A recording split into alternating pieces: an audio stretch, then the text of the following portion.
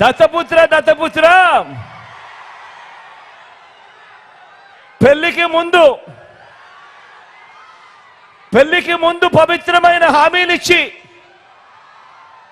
పిల్లలను పుట్టించి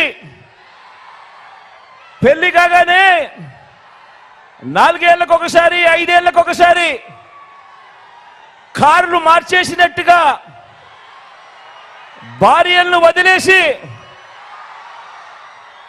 ఇప్పుడు నియోజకవర్గాల్ని కూడా అలవోకగా వదిలేస్తా ఉన్నావు. ఏం మనిషివయ్యా నువ్వు అని చెప్పి ఆయనను అడిగా. అందుకే దత్తపుత్రుల్లో కూడా ఈ మధ్య కాలంలో బీపీ బాగా కనిపిస్తా ఉంటది. అయ్యా దత్తపుత్ర, ఒకసారి చేస్తే పొరపాటు, మళ్ళీ మళ్ళీ చేస్తే దాన్ని అలవాటు అంటారయ్యా దత్తపుత్ర. పవిత్రమైన సాంప్రదాయాన్ని నడి రోడ్డు మీదకి తీసుకురావడము, ఆడవాళ్ళ జీవితాలను చులకనగా చూపించడము ఘోరమైన తప్పు కాదా అని అడుగుతా ఉన్నాను. ఇది నేను అడిగితే తప్పు అట. నిన్ను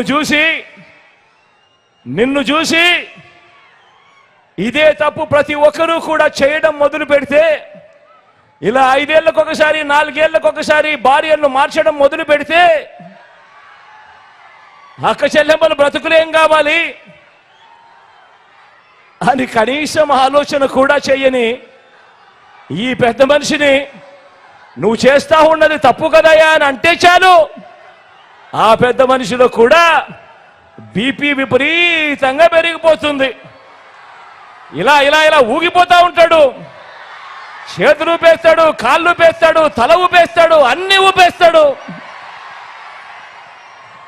ఆయన బీపీని అసలు తట్టుకోలేము.